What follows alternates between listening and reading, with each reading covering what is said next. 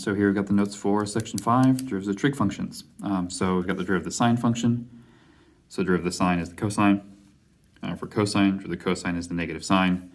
And those are pretty much the only rules you need. There is actually kind of a cycle that happens. So if you think about this, so derivative of the sine is the cosine. Derivative of the cosine is the negative sine. Derivative of negative sine is then negative cosine, because if sine is positive, if positive sine is positive cosine, negative sine is negative cosine. If the derivative of cosine is negative sine, so the sign changes, when I take the derivative of negative cosine, I actually end up back where I start. So these four functions just cycle through each other over and over again. All right, so example 1, find the derivatives of y equals x squared sine x and cos x over 1 minus sine x. So this one is a product rule. It's two things being multiplied together. This one is a quotient rule. It's something being divided by itself. So product rule is you leave the first alone. So this is for part A. So x squared times the derivative cosine x plus, and you leave the second alone, and multiply by the derivative of the first. So cleaning this up, this would become x squared cosine x plus 2x sine x. Typically, trig functions come at the back. So this is a quotient rule. So a quotient rule is denominator times the derivative of the numerator minus the numerator times the derivative of the denominator. So the derivative of 1 is going to be 0. The derivative of negative sine is actually negative cosine. It's all over the denominator squared. So this is part B over here. So doing some distributing, 1 times negative sine is negative sine x. Negative sine x times negative sine x is positive sine squared x. And this is going to be plus cosine squared x.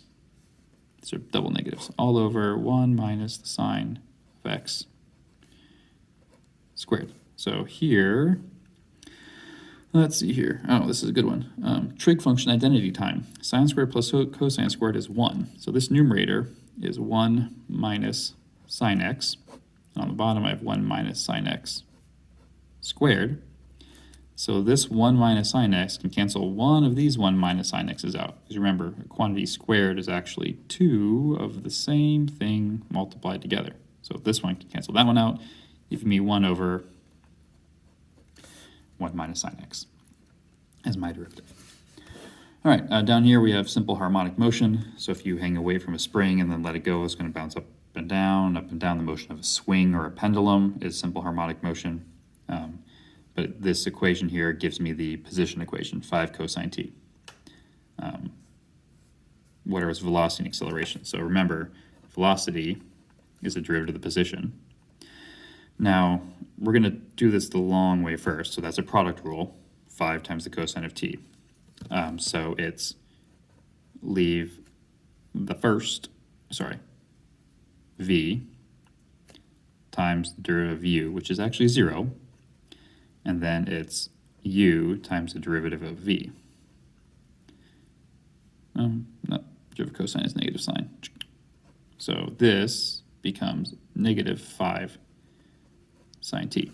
Now the trick is, if you have a coefficient on a trig function, essentially the coefficient doesn't change. Just do the derivative of the trig function, because if you work out the product rule, the derivative of this coefficient is always going to be 0. So it's always going to cancel out part of the product rule.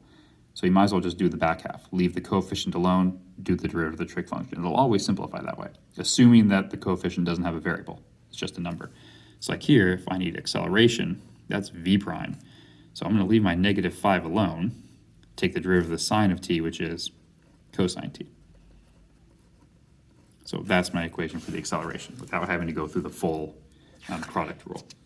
So essentially this object is, if you think about it in terms of time, it's just going back and forth like that.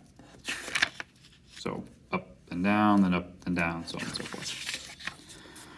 Okay, so here we've got jerk. Jerk is kind of the acceleration of the acceleration. So it's the it's the third derivative of position. It's the derivative of the acceleration. And then here we have the other four trig functions that are the tangent to secant squared, cotangent is negative cosecant squared, secant x becomes secant x tangent x, so there's two terms generated, and then cosecant is the negative.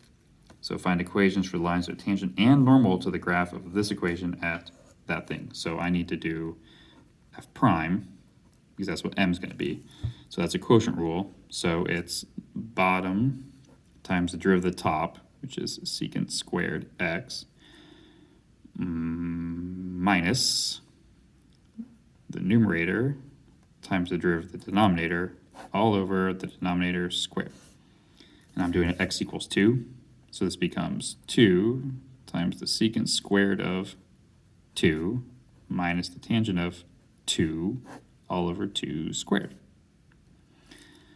So you can't do secant in your calculator, you have to do it as a reciprocal, which is 1 over cosine. So this is 1 divided by the cosine of 2 squared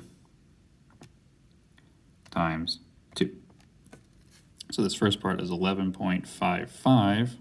Tangent of 2 is negative 2.19. This is all over 4.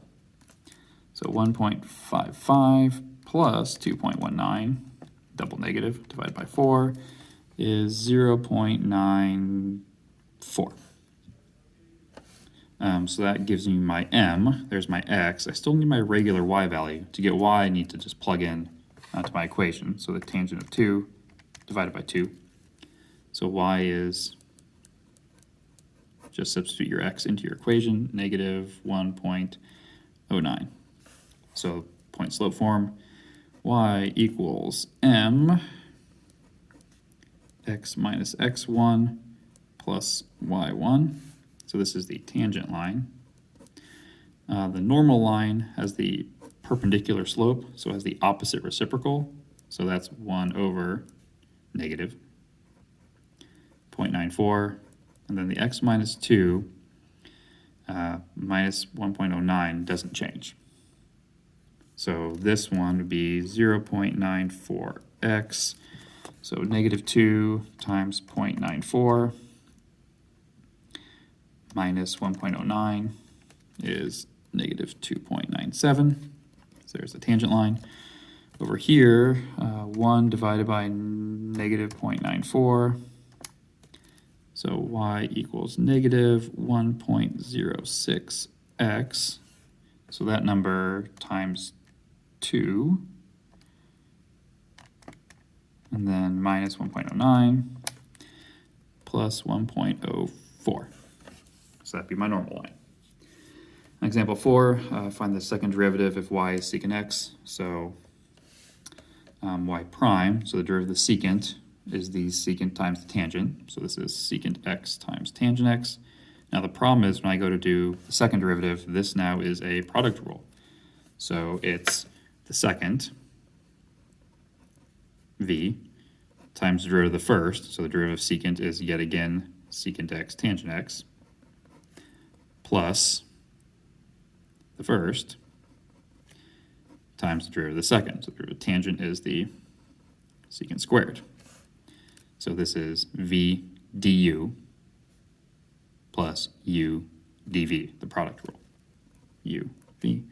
So this is v times du plus u times dv. That's where they come from. And then it's just cleanup here. So secant x times tangent x is just secant x tangent x squared, because the tangent squareds. This one is plus the secant cubed of x. So there's your second derivative. And that brings us to the end of the section.